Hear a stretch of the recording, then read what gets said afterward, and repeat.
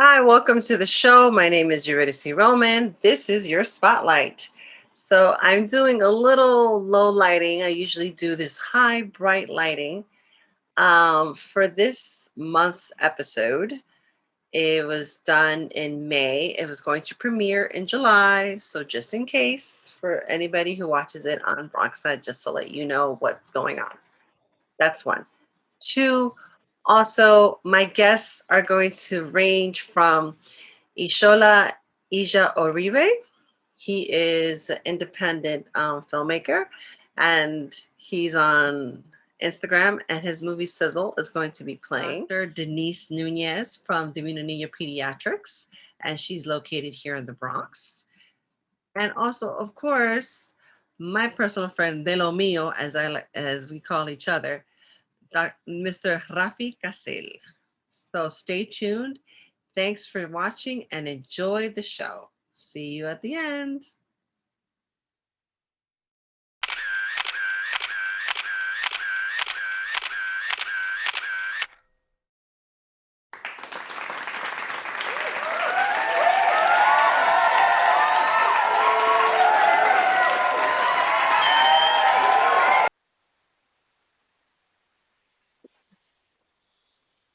Obviously, you try to memorize your prayers. You try my best. Time isn't good enough. You have to know them. You don't need to play with you because your father's doing soon. You know how to do.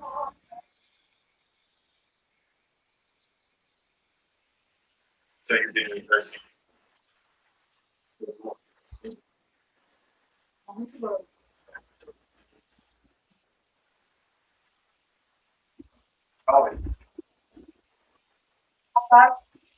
Alhamdulillah, Alhamdulillah. Still listen to the emotion. And you can even screenshot. Yeah.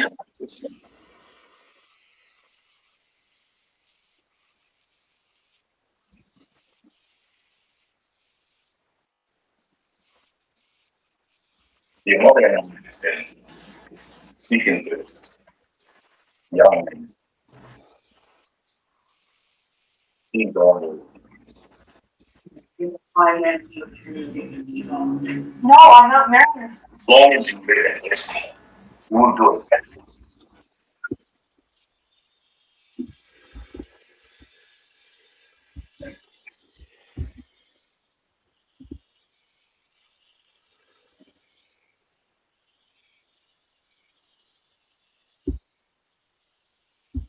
Have to get out of this house. Are you sure you'll be able to make it on your own? Why not? I can't live under this house and these rules. You'll be the black sheep of your family and you'll lose your dad's respect. But it's my life. Oh, you can think about it. But you're supposed to meet your match in 2 days. I'm 18. I'm grown. I can figure it out all by myself. I don't need him. Like, why is everything about what he says? Why can't I do what I want? It's tradition, Fatima.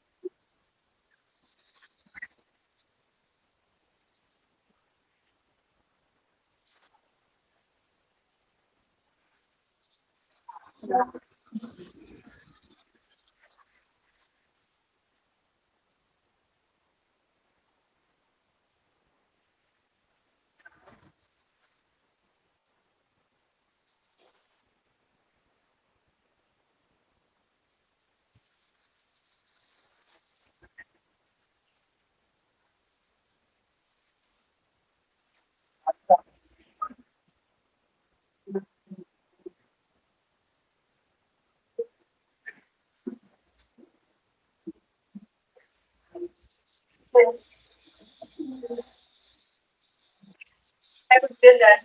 Remember that well dressed guy that came and spent all that money? That's what this is about. But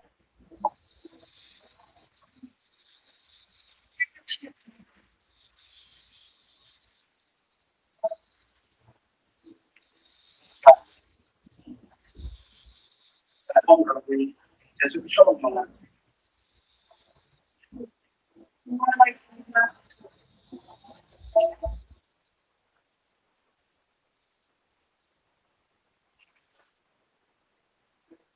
you know, it's like not like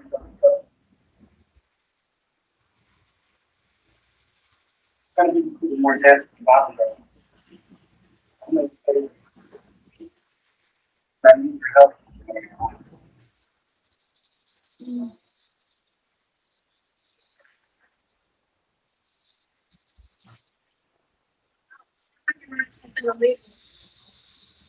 Listen, maybe mine was not legal.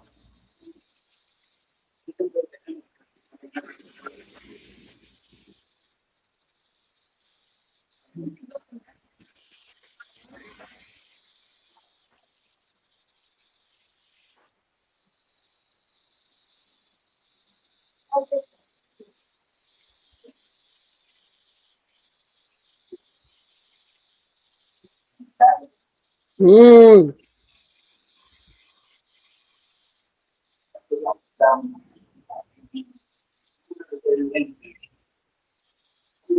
So,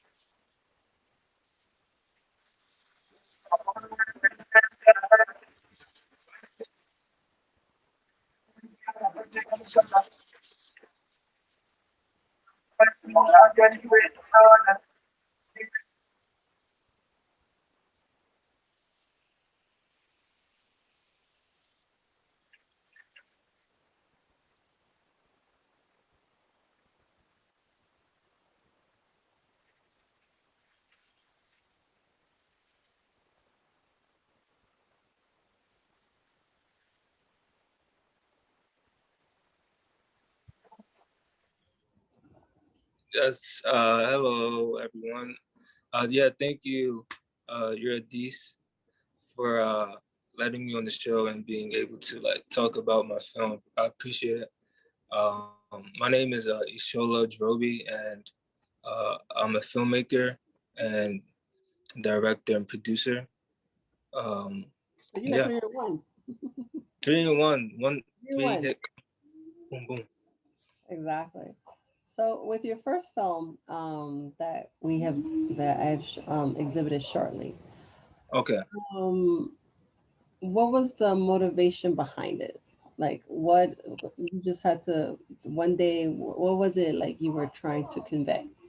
For those of us who Um. are kind of looking at it like some people might get it, some people might not get it. So just break it down for me. Right. Right. Yeah. So the film is basically just about uh a Muslim girl who um is having trouble finding herself, so she like uh runs away from home to like live her independent life, Hmm. and like just to escape the pressures of her parents. And I just wanted to tell a story like that because I feel like that's a story that many people face, even though we don't recognize it. um it's actually like happening more times than often, and especially with like uh, different religions. I think oftentimes religion is not really shown in films. No, Um, it's not. so I just wanted to represent that. So I explored that and wanted to tell that story and have that theme, that underlying theme. Yeah. And we're back. So back For to our conversation. Now, what are the resources that you use to make the movie that you made? to be able to make the film, I was able to just like, ask all my friends to join and like make a team to create the film.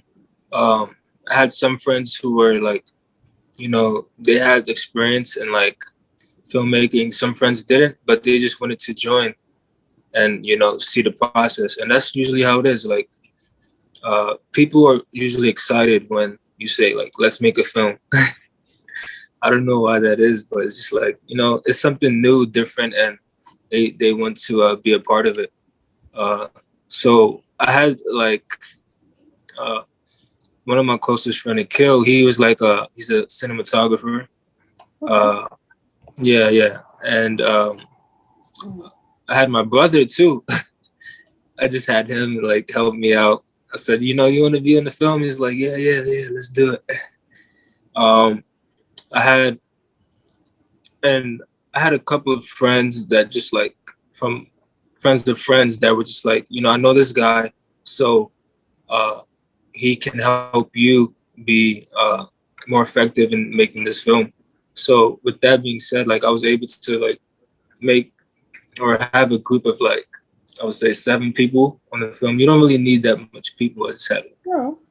Sure. that amount of people and just fill the important roles. So all you needed was like a sound person, cinematographer, an assistant, um, someone to help you like just keep track of time and make sure you're going the right way and let you know like you know how many days you need to shoot.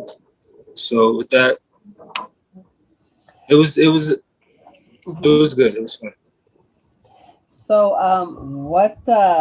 where did you shoot it? I shot this in Brooklyn. Mm, Um, yeah, and with the Brooklyn. location, Sorry. with the What part of location, Brooklyn? this was Oh, cool, cool, cool. Bushwick. So, I just used outside nature as my resource. Good. We shot outside, like in Times Square. Mm, Um, we shot outside near the train station. mm, Um, but when it came to the inside, uh, one of my friends, uh, like he has like a brownstone house in Brooklyn as well. So we shot there for half of the movie, and then we used one of my friends. Like he worked at a restaurant, so we asked him if we could shoot there, just for like when it's not busy, to be able to shoot there, and we would buy food from them, so you're exchanging value that way. Um, yeah, so that's really it. Like, hmm. So, well, because right now, for example, like myself, uh, when I was in my doing my undergrad degree, it was interesting because a friend of mine, well, my classmate of mine, she lived in a brownstone. So this is a brownstone in Harlem, and it was interesting because we had these huge lights. We had the Fresnel lights that looked like studio professional, like TV and film yeah. lights. She didn't warn the landlord, so when we turned on the lights, the light in her whole apartment went out. Oh, The landlord came out like, "What are you doing? Oh my god! Why didn't you tell me?" She's like, she was trying to like calm him down, and I had to explain to him like, um, I don't want to like name drop. I told her, so and so, the lights are 1,000 Kelvin. That's a little more than, I don't know, more than 100 watts. So this yeah, is a brownstone in Harlem. it's gonna blow up the It place. can't take that much wattage.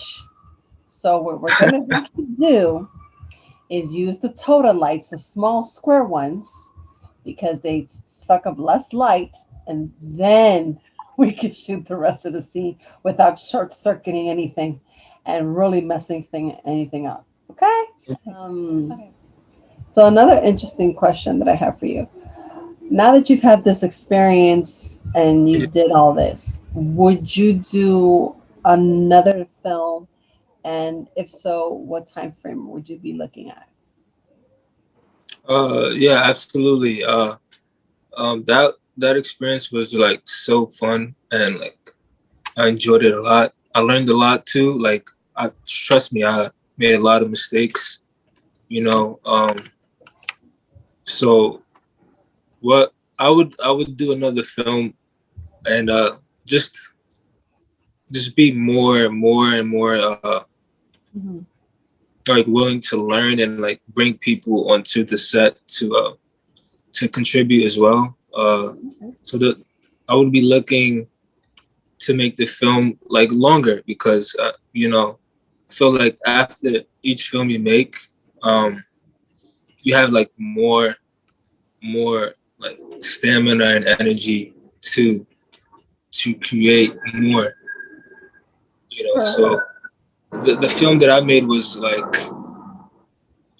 10 to 12 minutes. All Uh, right. yeah. So the next film would be like 30 minutes. I would go for 30 minutes. Okay. Yeah. So It's that good to start obviously, slow. It's good to start slow. yeah, It's good to work yourself up. yeah. You don't want to burn out. No, You don't want no, to burn out. mm-mm, mm-mm. Because I know a lot of short filmmakers. Some people are good for 1 minute and a half. Then they Oh, work themselves to. They start like 1 minute and a half of a film. I've been to film yeah. festivals where it's like 1 minute and a half of a movie, and the film just got in. And I was just like, wow. And then again, then you have people like yourself who do 10 and 12. And regardless of the fact, it's fun to program those and interesting Mhm. to find a venue for them. So, but that's good. So Sure. Sure. this story was about a Muslim girl. What would the next story be? Um. Well, so actually, I'm almost actually like done with like the the planning of shooting this film. Uh. So I would say like by the summertime, it would be released. Um. Yeah. So the film is about like a young guy Mm-hmm. he works in the office, and Mm-hmm.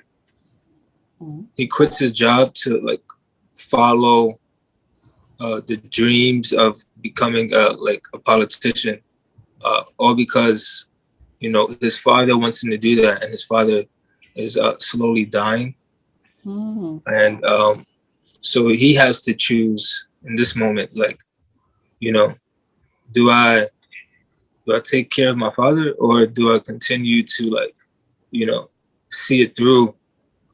Um, so it's a difficult situation he's in. Um, yeah, so that should be fun, and it's coming out too. Cool. So I would like to say thank you to you for taking time out of your beautiful schedule Yeah, like, to be on this show. This is your spotlight with I me. want to interview you now. I want to interview. Next time we'll coordinate that one. We'll coordinate that All one. right, So thank you so much to Ishola. Thank you for your time, and no we'll problem. be Thank looking you. forward to everything that you're doing in the future. Thank you, All right, everybody. Have a good one. Bye. all right. Thank you. Show. My name is Eurydice Roman. I am your host, and today's guest is Dr. Denise Nunez, and we're interviewing for the May edition of our show. So, welcome to the show. Thank you so much for agreeing to do this. It is hot Thank in May.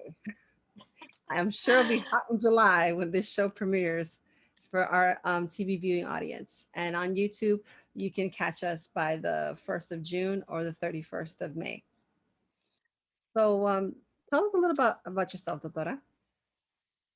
thank you so much for the invitation.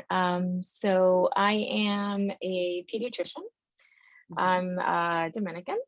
Well, I was born here, but raised in Dominican Republic. Yes, I'm a Mhm. pediatrician, and also I have two specialties. I am a pediatric critical care physician, so I actually work in the ICU Mm, and with very critical patients, very sick patients, mm, life-threatening diseases in the mm, ICU. But I also work in the community as a community provider in Divino Nino Pediatrics mm, and in an urgent care that we have. It's called Dr. Urgent Medical Care, where we actually treat adult and pediatric patients there. And I oh, have a foundation that's Niño La Caridad, and we help kids get into college in our foundation here in the Bronx. And it's everything in the Bronx. so that's good because ever so often it's hard to find people from the Bronx that have the time to everybody's busy. So it's Yes. really tough to find people to come to the neighborhood. Kiss in the cheek. Just want to give you a hug. Yes. Okay. All right. Speaking of Ah, pediatrics, I love I you am a pediatrician. yes. It's beautiful. Right. This is my shirt. Go ahead, mommy. You can That's read what my shirt says. Future scientist, engineer, ninja, and all of the above. love Hmm. it. It's Mhm. beautiful. All I right. wear all kinds of different shirts. That's Oh good. And wow. I play different types of games. Okay. Well, Very thank good. you for introducing Bye, yourself. everybody. I'll be off. O's out. Shout out. I love it. Yes, he's going to be on TV. He was on my April edition of the show, which is Very actually good. for June. Um, Very good. he's my co-host. Being that he's on the autism spectrum, and it was about autism acceptance. This is why I Nice. included my son. A lot of people are That's like, "What beautiful. is it in autism?" Because my son is on the spectrum. I'm There very you go. fortunate that he's actually higher. Actually, he's lower on the spectrum because he's Hmm. more towards Asperger's syndrome. Okay. So for those of you who don't know what Asperger's syndrome, it's kind of what they consider high functioning autism now, which is kind Hmm. of interesting how Hmm. that happened. I was just like, all right. Um, so out of all the work you have done in the medical field, which one would you say is more rewarding, or is it all rewarding all around? Are there good days, bad days? I think depends on where I'm at. So let's say if if it's in the ICU and you save somebody, a patient that had a cardiac arrest or trauma, an accident, then the patient, one of the things that we do that I do my specialty is that if a kid actually passes away or dies, how we call it, we have 3 minutes to bring him back, right? So to make sure his brain is functioning well. So doing that is amazing that that I have that opportunity, that God gives me that opportunity to use all the knowledge he gives us to bring somebody back.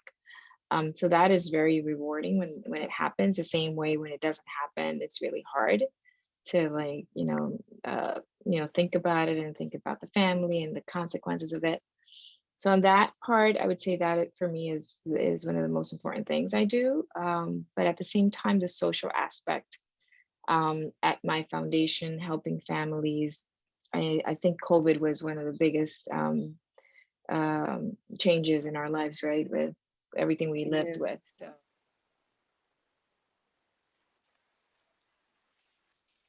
Hi, my name is Dr. Denise, and today I'm going to talk about COVID testing. A lot of my patients are asking me if it hurts, what they do to me in that room, and also they don't understand the results too much. So I'm just going to take a few minutes to describe what we do when we actually do the testing on our patients. There's several tests, but I'm only going to talk about two of them. The first one is the nasal swab. What we do here in the nasal swab is actually we take this little stick. It's flexible, as you can see. You can move it around. It has a little cushion at the end, and we introduce this in one of the nostrils of your nose. We turn around for about 20 seconds. We start digging there a little bit so we can take as much samples as we can, and then we take it out. Once we take it out, we put it in this small container, and we send it to the lab. Very simple, just like that. And then the second testing that we do is actually the blood. So it's like taking blood for any other sample. We take blood over 2 cc's, 2 mLs with a needle and with a tourniquet, and we put the blood in here and we send it to the lab. So that is very simple. When we do the nasal swab, what we're doing with this is actually we're trying to detect if you're infected at that moment. You can be symptomatic or asymptomatic, but this will detect if you have the coronavirus infection and that you're able to spread it to other people. With the blood, what we're trying to detect is that if you have antibodies against the coronavirus, COVID-19, which means that you had the infection in your body. This does not mean that you have immunity, and it also does not tell us if you can get infected later on. So these are the two tests that I have here and in the sites that I'm at. I hope it was useful, this information. And please follow me on my website and on all my social medias. I'm going to keep on doing more videos, more educational videos. And I hope to see you guys soon. Bye. That's so my next yeah, question too. Of it. I know. So what Field. question you have about COVID? What has it done to change the field specifically that you work in? Because a lot of I know at this point in time it's very emotional and Hmm. it's very like some people don't get a chance to say goodbye. Some people Hmm. are passing on earlier than intended, and Hmm. sometimes the conditions. So for when you've had parents and children talk to you about it, when if they've done the tele visits or actually done the in-person visits, what has been like one of the concerns with regards to COVID? So I think as an intensivist, it's been very challenging because we are the ones dealing with the patients in the ICU. So dealing with the parents in a room, and the mom in a room, the dad in a room, and the son in another room, right? And intubated. And you can see if one passes away, the other one passes away, the child stays by itself. The same thing is, they're alone. So not only for the patients that they're suffering a lot and going through, mental behavioral changes in the ICU, but also as physicians, I would say that remember, we're not, people call us different names, but we're just regular human beings too. And, we're used to dealing with diseases, and, we're used to dealing with, mortality here or there, things like that. But to live the amount of people that we took care of, the amount of people that died on our hands, as much as we try to do try to see, seeing people, a mom die and then a dad die and the son by himself, that took a huge toll on all of us. And I think it kind of humanized more, I would say, the field, right? The medical field, because now we have to deal with things that we didn't have to deal before. So that was, for me, I think the most challenging thing was that side of, trying to stay composed while all these things were happening, and knowing that people needed me in order, what we were doing to keep on saving lives. But emotionally, it was so hard going through, where's my husband, and one wife in a room, and, getting, just about to be intubated, and then the husband passing away, and they're asking for that, so you couldn't get that information. So that loneliness, that was hard. It was really, really tough dealing with that every single day in the ICU. Imagine how we were feeling, right? As doctors, it was not easy. Bueno, I'm gonna say some parts in Spanish because I do have. I can say it in Spanish too if you want me to. No. I'm gonna ask this part in Spanish. Yeah, sure, absolutely. A lot of people are like, yeah. I always hear the following: you have a Spanish last name. Your parents are Dominican. Why aren't you speaking enough Spanish on your show?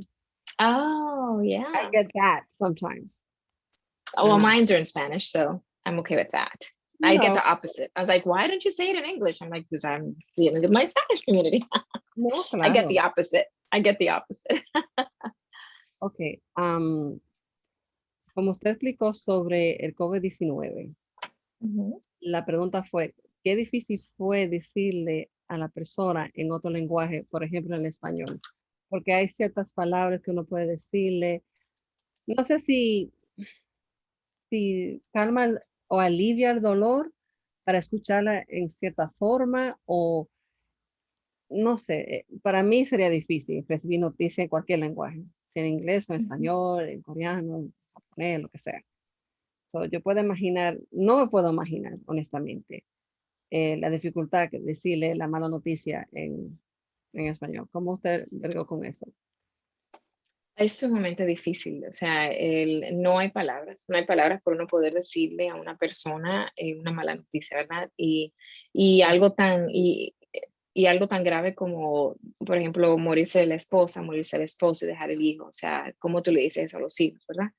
Y niños, por ejemplo, ¿verdad? O sea, es una noticia terrible, o sea, que no importa cómo tú lo quieras decir, lo que tú tienes que hacer como médico, lo que hicimos como médico es estar ahí para soportarlos a ellos, o sea, que tuvimos que llenarnos como de coraza, de fuerza, para poder nosotros personalmente lidiar, trabajar con eso, y entonces uno poner, o sea, llenarse de fuerza y de ese like escudo, para entonces uno ir y ayudarlos a ellos, porque imagínense, o sea, uno está también por dentro destrozado, ¿verdad? Porque uno piensa, Dios mío, mi familia podría ser podríamos ser nosotros, o sea, uno lo vive eso, o sea, que no importa el idioma que lo digas, es algo que fue bastante difícil para todos nosotros, fue un cambio que nos dio la vida.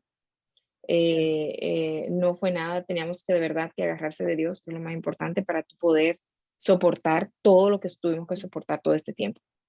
Sí, es verdad. Tiene razón, doctora. Um, okay, I'm gonna switch it back to English. Mhm, I just wanted to show that, people are like, oh, you don't speak no Spanish. Está bien, lo hablo, lo digo. Um, Otra pregunta. Por ejemplo, yo como madre, en los cambios después de este tiempo, para los niños ujú, especialmente, ujú, que son lo que de verdad necesitan. Pero yo creo con las circunstancias de tiempo, ellos necesitan más eh, emocional y más cuido, consejería y cosas así. Porque el tiempo de ahora sí lo médico en cuenta, pero la cosa es que una vez si uno no habla, you don't talk about it, it'll like ujú. eat you up and then it can Yeah, manifest physically. I don't know how sí. that would be for kids though. Yo creo que lo más importante es que los papás se den cuenta de eso.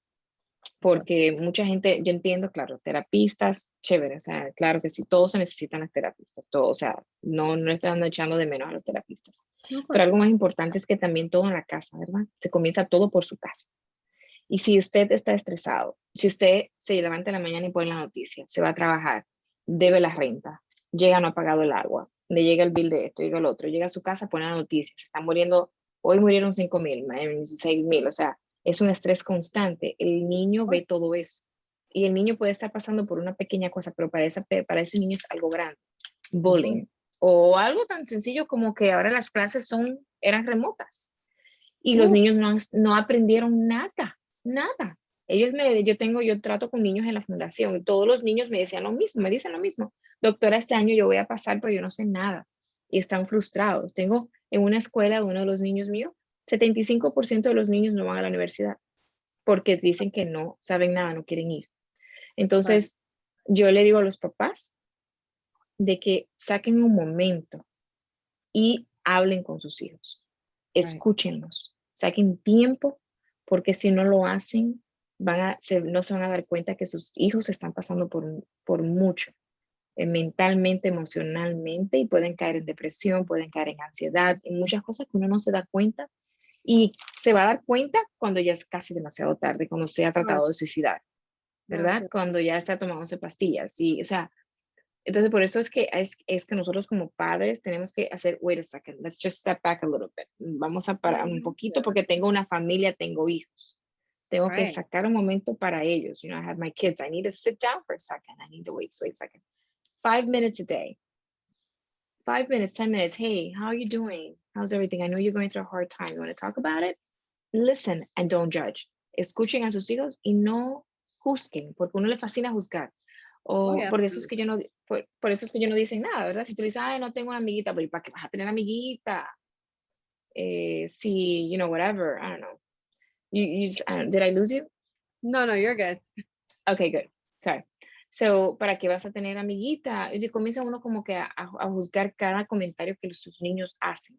Y los niños se van alejando un poco más, porque sienten que papá no los entiende. Right. Principalmente si llega a la adolescencia, right? If you get to like adolescent age, that's Sí. when the kids start having like that, comienzan a separarse, right? You start separating a little bit. So I I'm think not it's very looking forward important. to that for my son, but I'm not looking forward to that, but for my son anyway.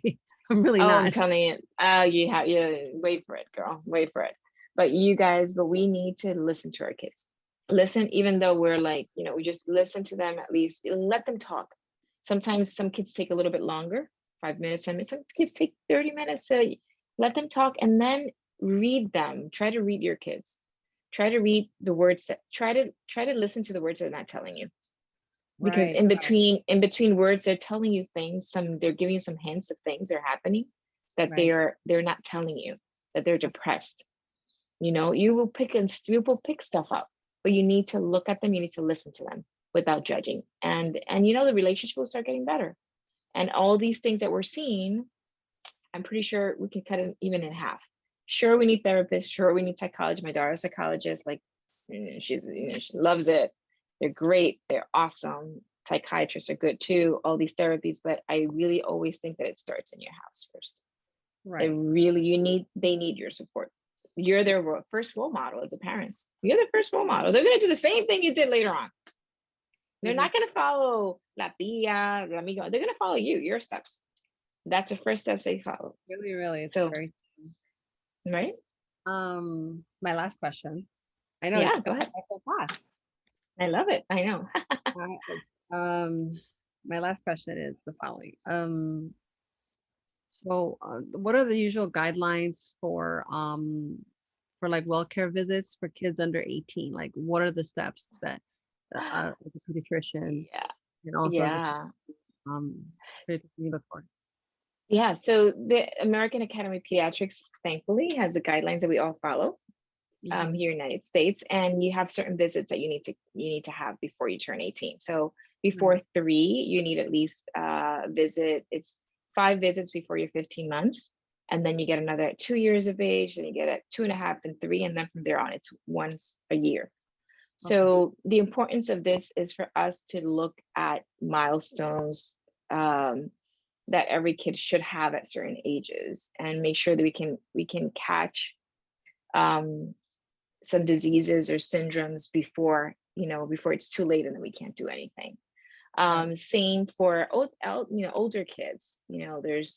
We want to make sure you don't miss any, just something as simple as of getting blind. You have to do screenings, vision screenings, right? You have to do hearing screenings. You have to check the heart and make sure there's not a murmur. Because kid can run like with the heart problem, like if nothing is happening, and you're like, what's going on? Like, and you come to the doctor and say, oh, you have a heart murmur. Where did that come from? Right? So the kids are very resistant up to a point. Then they go downhill very quickly. So that's why it's very important for every parent to take their kids to the pediatrician at their well visit. And if they miss it, just go, whenever you oh my God, I missed a well visit, make an appointment and go and see your doctor. Right. So, well, I'd like to say thank you so much for being on the show. I appreciate it. You're welcome. If any of you would like to pretty much get in touch with Doctora Denise Nunez, she's on Instagram. She has a YouTube page, and I believe her she has a Bronx office, as she's stating. And at the end of the show, we'll put up her info. So if anybody needs to get in contact with her, if you have any questions, please, pediatrics, children, please, parents, please, take advantage and make sure that you do know what's going on with your child and that you're aware and on top of it. Due to, for example, with my son, due to the milestones by the APA, the American Pediatric Association, I was able to detect that there was like problems with him for his for autism spectrum disorder. It was a lack of eye contact and everything else. Oh yeah. Thank you so much, Doctora. You're welcome. Have a good one. I will see you on the next one. Thank you. Take care. Thank you. Bye.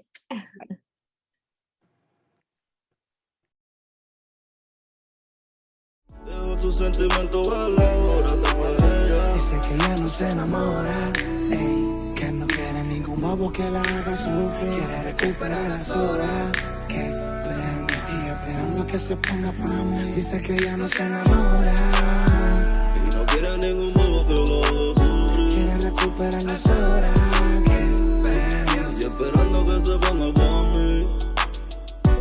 Ese cabrón se cree que tú lo quieres todavía. Ponlo claro de que tú eres mía. Y el corazón no lo entrega. Ese culo no se le da a cualquiera.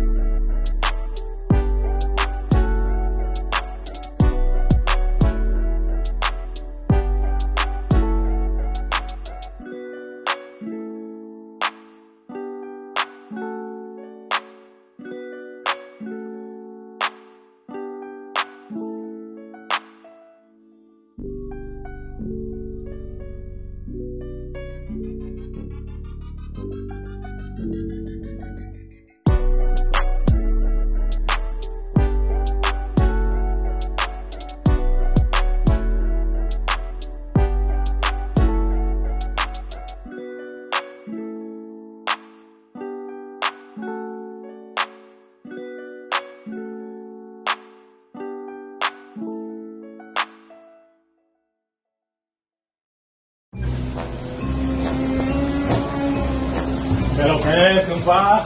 Dios te bendiga, amigo. Viene de la calle. Sí, eso está bacanísimo para allá afuera. Ay, y aquí también. Esto está, mira, esto es una calor y aunque yo tenga el aire prendido. Sí, pa, pero yo quería decirte una vaina. ¿Qué? Mira qué reloj yo compré. Oh, es que marca. La hora, pa. La hora. Un chiste que tú le hiciste a tu papá. Claro. Mira, amigo, tú sabes que yo compré un cinturón. Cinturón. ¿Y qué marca? La marca tuya, desgraciado. Párate ahí, ven, que te voy a romper tu puñín. Pachulín, pachulín.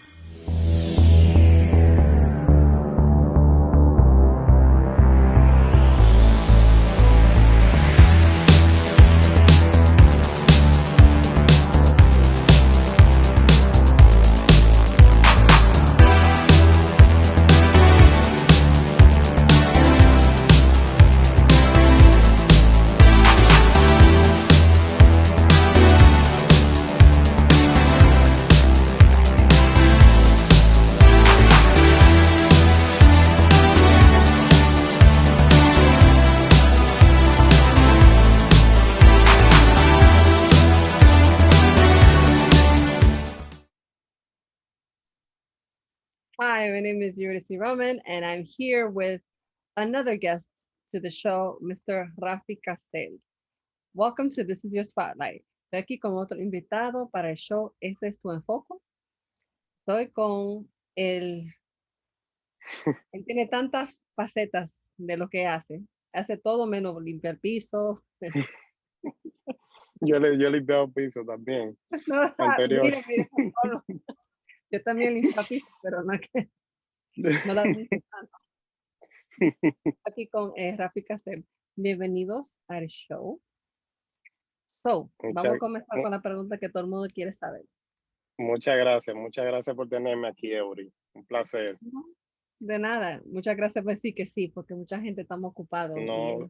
y buscar a la gente. No, eso sí, yo soy tranquila. Eso sí es verdad, es like, oh my gosh, ¿a quién llamo? ¿A quién busco? Ay, me estoy poniendo presión adicional para hacer 12 shows por 12 meses. Wow. Este va a ser episodio 5. So, yo he 5, hecho ok. 5 episodios por 5 meses. Pero Wow, nice. por los televidentes que están mirando este show, esto se va a estrenar en julio. So, para los que quieren verlo por la televisión, va a estrenarse en julio. Es cada martes de 5 a 6 de la tarde. Y si no tiene una televisión, puede verlo en www.bronxnet.org/arts. So, www.bronxnet, todo junto, .org, org, slash, rayito, arts, or art. Así que estén pendientes para cuando salga esto. Háblame un poco de cómo tú comenzaste tu trabajo, tu carrera, cómo Ok. Bueno, yo empecé primeramente como artista cantando, cantando música romántica como R&B, rap romántico, cosas así. Sí, así fue que yo. Sí, ese era mi estilo. Ese era mi estilo siempre. Nada de rap violento, agresivo, rap pacífico. Sí, entonces yo empecé que no sabía cómo se manejaba esto de la música, nada. Yo lo hacía porque me gustaba. No tenía equipo. Entonces, en un momento llegué a una parte que yo no sabía cómo funcionaba todo esto. Sí, entonces, sí, muy difícil. Es muy difícil. Y como no tenía equipo, que después con el tiempo me di cuenta que tú tenías que tener un equipo, una persona que hiciera esto, que te promoviera la música aquí, que buscar esto, que lo otro, muchas cosas. Entonces, entonces yo dije, es demasiado, pero no me rendí. Dije, ok, en esto del artistaje es muy difícil para mí solo, por el ingreso, que si yo iba a hacerlo solo tenía que tener muchísimo dinero, ser millonario. Y no somos millonarios. Entonces dije, ok, me gusta la música, hay 20 cosas más en la misma cosa de la música que yo puedo hacer, aunque no sea yo siendo el artista. Cierto. Y dije yo, ok, me gusta esto de cómo manejar un artista, porque fui aprendiendo, según los años, cómo funcionaba esto, cómo se promovía la música, cómo se subía a las plataformas digitales. Todo eso fui aprendiendo y me enfoqué más en esa parte de cómo llevar la carrera de un artista. Entonces me quedé en esa área de manejar artistas. Pero yo estoy seguro que si me meto en una cabina ahora, yo rompo un tema. Porque yo tengo ese talento dentro de mí. El talento yo sé que está ahí. Yo nunca he dicho que para sacar el tiempo, para cultivarlo y para desempeñarlo y echarlo por delante. Como uno hace tanto para otra gente, es difícil para no decir, cuando es mi turno, ¿quién va a hacer por mí si yo he hecho tanto por J y por X? Exactamente. Y lo importante de todo es tener el equipo. Si tú no tienes el equipo, es muy difícil, a menos que tú vengas de una familia que tiene dinero, pero es difícil tú solo. Tú tienes que tener un pequeño equipo, que sea alguien de tu familia que te ayude a subir esto, a hacerle esto gratis, a llevar una cosa allí y la promoción y todo eso, tú sabes. Pero si tú como que uno no sube solo, uno sube con el equipo. Cierto, es verdad. Es cierto. Sí. Por ejemplo, mi madre es parte de mi equipo, ¿no es verdad, ma?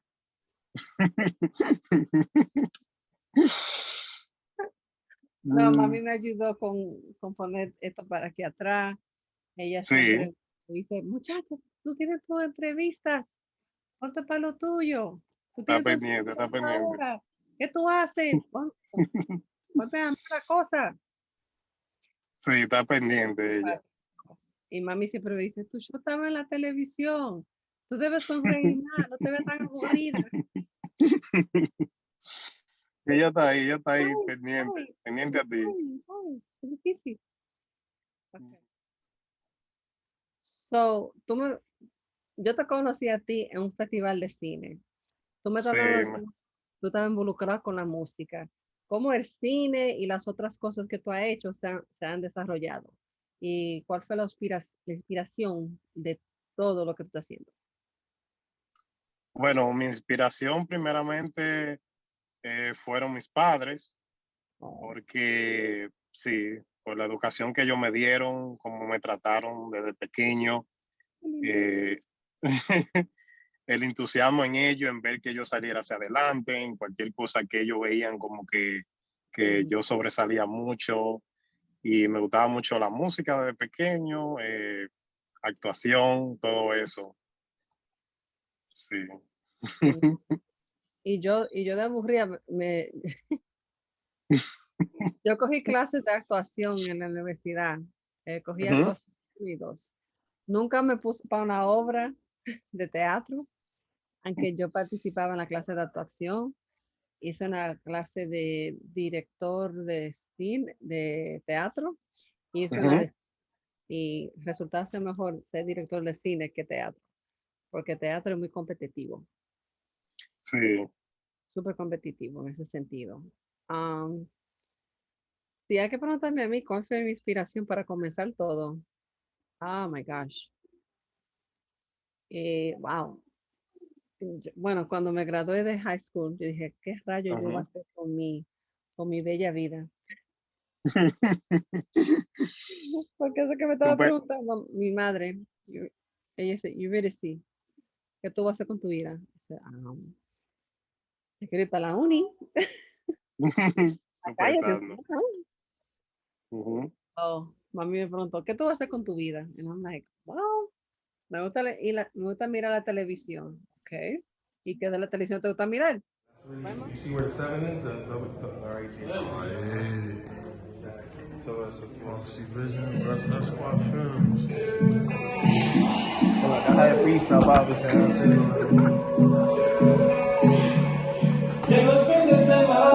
Entonces comencé con querer ser productora de televisión. Cogí la clase, tengo mi título. I went from there. Comencé a trabajar, ser voluntaria en los festivales de cine en 2006. Comencé con 2006. Okay. Fui voluntaria por un año, entonces los 2 años siguientes comencé a trabajar el staff de ellos. Yo era la persona que dirigía la gente que entrara a los cines, line director. Entonces, Qué nice. trabajar eso. Después, después que pasó eso, me comencé a ir para los festivales de cine dominicano. Hablé con Armando cuando él comenzó y no tenía nada de voluntario. Él estaba en el cine de la 181. ¿Qué año fue? 2011. Oh, wow. Comenzó ese festival en ese tiempo. Yes. Y estaba el teatro que estaba en la 181 entre Broadway y la siguiente, que es Bennett. Ese mismito. Y yo era la primera persona que me aparecí. Y yo dije, que tú necesitas ayuda. Oh, dale a la gente flyers, dile a la gente que hay un festival de cine. Y yo mi uniforme, vi el trabajo, trabajaba en la 260 y pico para allá arriba. Y dije, ok, let me help. Y yo comencé a decirle los flyers y cosas. Al año siguiente, cuando se trasladó para la 168 en Columbia Presbyterian. Y entonces, después de ahí comenzó a buscar más gente y comenzó a expandirse. Pero cada año yo siempre soy voluntaria de ese festival. Wow, qué interesante. No sabía que de ese tiempo. Sí, comenzó el festival así. Sí. Thank you for watching. This is your spotlight with your host, me, Eurydice Roman. Thank you to my guest for today, which is Ishola Ijaoribe. Thank you to Doctora Denise Nunez. And thank you to Rafi Casel. And thank you for the commercials. Check out all their info. It will be scrolling in the credits. And we'll see you for the next episode for June, or in that case, it'll be July. Thank you so much. Take care. Good night, everybody.